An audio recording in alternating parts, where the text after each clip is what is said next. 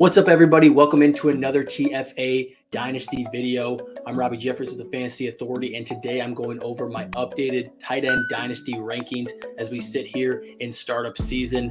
That's right, there's no off season in Dynasty. So I'm going to go over my top 15 ranked Dynasty tight ends that I have spread over 5 different tiers. Let's get it. I mentioned tiers because tier-based ranking is really a way to tell a lot more about your rankings than just linear rankings. Why? Because if you have players right next to each other in a linear ranking, people might think they're roughly the exact same. But when you have them based in tiers, you can tell where the gaps in value are. And the way I'm going to explain this a little bit better is by just diving into my 5th tier of tight ends. These are tight ends 15 all the way down to 10. I have 6 tight ends in this tier.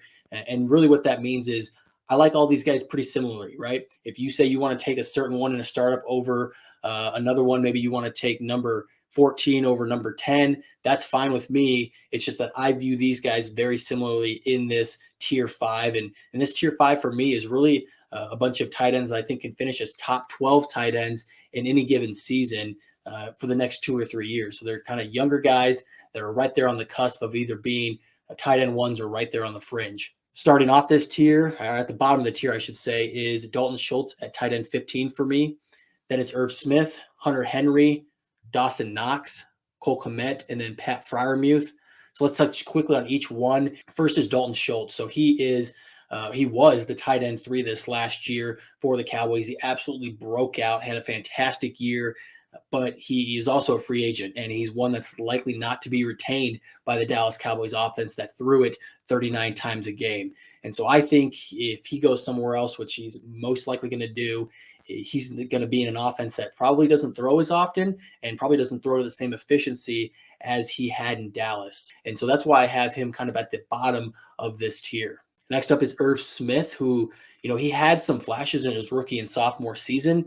He missed last year with a meniscus tear, but I think he's a much better athlete and a much better overall receiving tight end than Tyler Conklin, who replaced him this last year. Tyler Conklin finished as the tight end 17, which was pretty admirable. So I think that Irv Smith can absolutely be a fringe top 12 guy next year. Adam Thielen's obviously on the older side. We know Justin Jefferson's going to be the guy.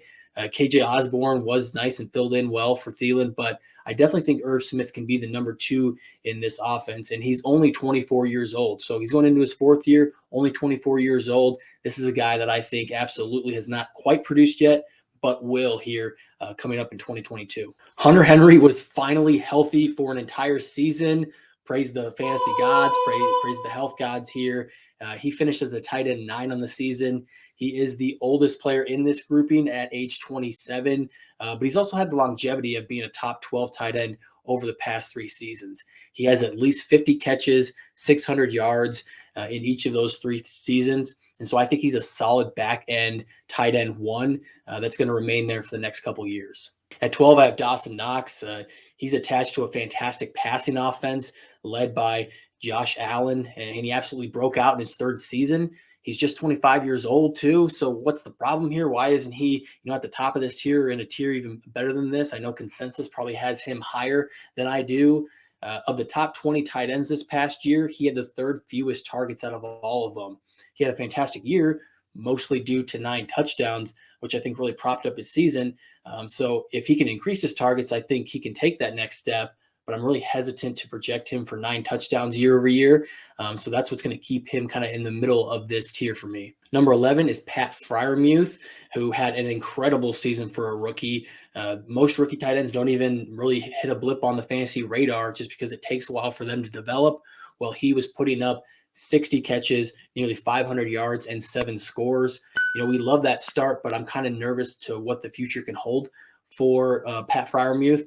With all the unknowns at quarterback and Pittsburgh formerly throwing 38 times a game, I don't know if they still do that with a new quarterback at the helm. And there's just a lot of question marks there. I think his overall targets and yards and touchdowns probably takes a dip from last year, but the long-term future is still very, very bright. Cole Kmet is going to be at number 10 at the top of this tier here, and he's my biggest offseason buy at the tight end position. This guy had more receptions and yards than most of his peers in this group, and He's going to take on an even bigger role with Jimmy Graham out of the picture here in 2022. I think even if he sees only a modest 4 to 6 touchdowns, he's going to be a middle of the road tight end one.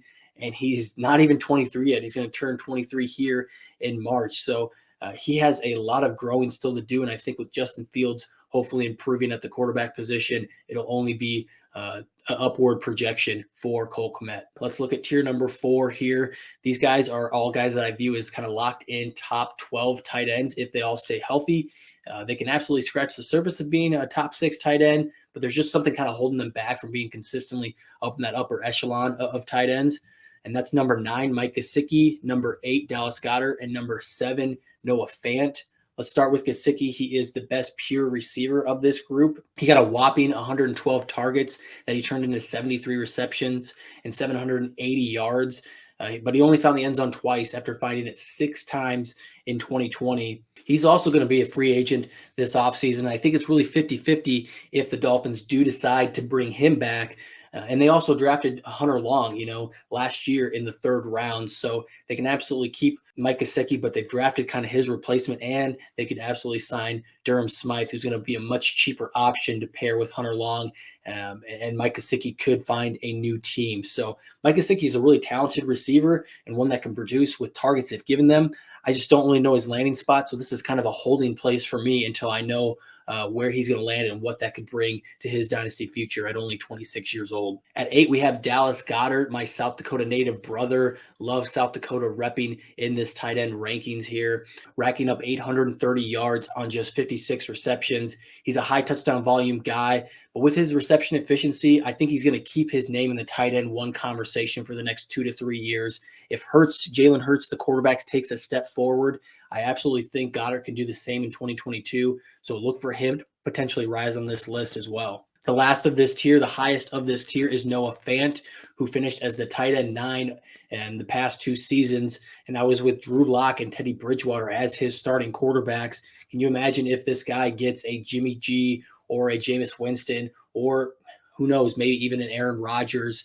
Hell, I'd even take a rookie in Kenny Pickett or Matt Corral. I think all of these would be an upgrade on what he's had previously. Fant is a star waiting to blossom. I absolutely think with him being only 24 years old, he can absolutely be a guy that stays in this top 12 ranking and even scratches the surface as a top 6 tight end if he takes that step forward with a better quarterback throwing him the ball.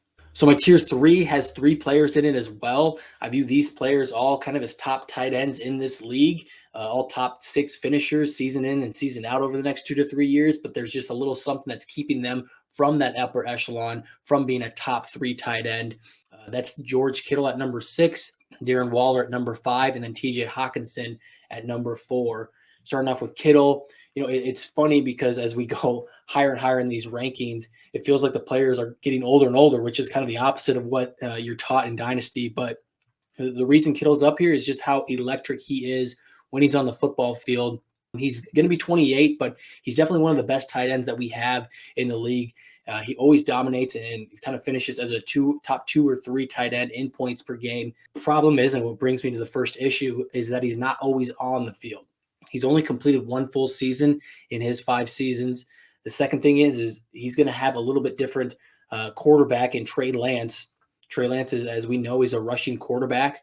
Rushing quarterbacks normally take away from their passing attempts. So I do think there's going to be a downtick in the next 2 to 3 years for his target total. The third issue is that he's just not a high touchdown volume guy. And that's what we see in these top tight ends. When I get to them, you'll notice that they're getting 8, 9, 10 double-digit touchdowns kind of year in, year out. And Kittle has had 6. That was his highest this past year, but he's just really hasn't shown that he is able to be this top touchdown producer. At number 5, Waller. He's going to be 29, so he's the oldest guy that we've talked to date, but he really has only had 3 full seasons as a starter. He struggled with drug addiction early in his career, so he doesn't have as much wear and tear on his body as most 29-year-olds would. He averages over 6 receptions a game and 70 yards per game. So I think he's absolutely a playmaker at the position, one of the best at the position. And so I think he's locked in as a top 5 tight end for the next 2 to 3 years. This is all assuming Derek Carr gets re-signed. At number 4, we have TJ Hawkinson, and I'm sure this is going to be the name in the spot that gets the most pushback in the comment section. So I welcome you guys to drop comments on who did you like, where, who did you not like, what thoughts do you have on these rankings. But I'm going to keep TJ Hawkinson here because he's an absolute stud, and he was on a terrible Lions offense that I think will start to get better as they get better assets around him. He was a top 6 tight end in points per game, and he's improved every single year he's been in the league. And I just think things will get better once the Lions add more weapons around him. Teams were able to double Hawkinson a lot in 2021. So I think he gets even better than his average of 5 receptions a game. I think he gets better than his 4 to 6 touchdowns per season. So I think with those improvements, he's a locked-in top 5 tight end year in and year out, and he's only 24 years old. This is definitely a guy that can be higher if he takes that next step. All right, we're at tier 2. Tier 2 is a 2-man tier, and these are guys that have been elite tight ends. They've been the tight end ones in the past. There's just a little something separating them and the person I have in a tier all by themselves up at number 1. The first guy here in tier 2 is Travis Kelce. People are absolutely impressed with Mike Evans doing 8 straight 1,000-yard seasons. What about Travis Kelce at the tight end position doing 6 straight seasons of 1,000 receiving yards, or having 5 of his 6 years with 1,100 receiving yards? Kelce's an absolute monster, and he's connected to one of the best quarterbacks in the league in Patrick Mahomes. The only reason he's down here at number 3 is he turns 33 in October. This is an age where we start to see a decline in tight ends, and I do expect Kelce to remain a top 3 tight end here in the 2022 season. But after that, I think we might start to see a little bit of a decline in production. Maybe he finishes top 10 in 2023, but then I think it's unsure where he goes after that, right, in his 34, 35 age season. So he's kind of at the point where he's going to keep dropping in dynasty rankings. But what keeps him up here right now for me is just how much his gap is in between where he finishes and then all the other tight ends not named Mark Andrews finished last year and just in his previous years.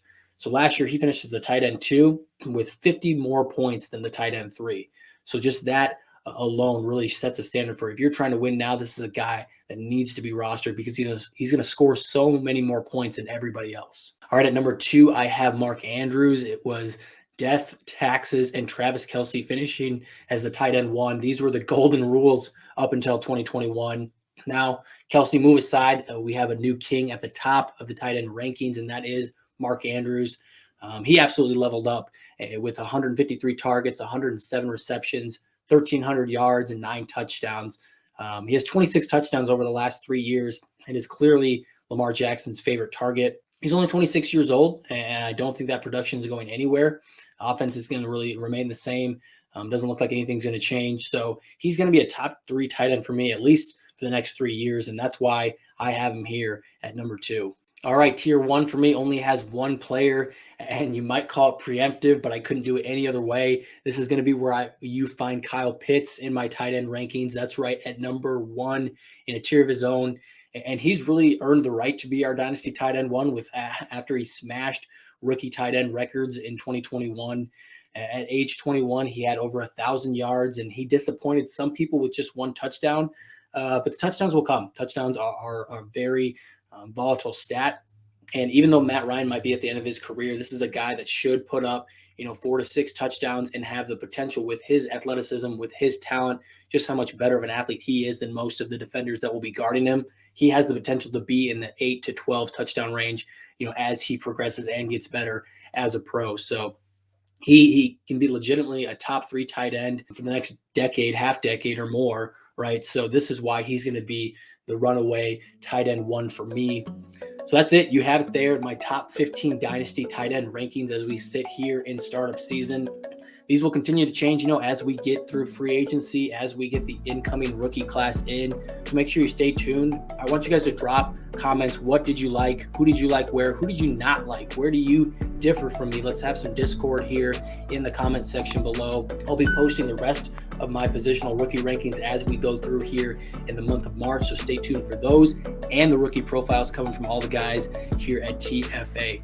We'll catch you next time.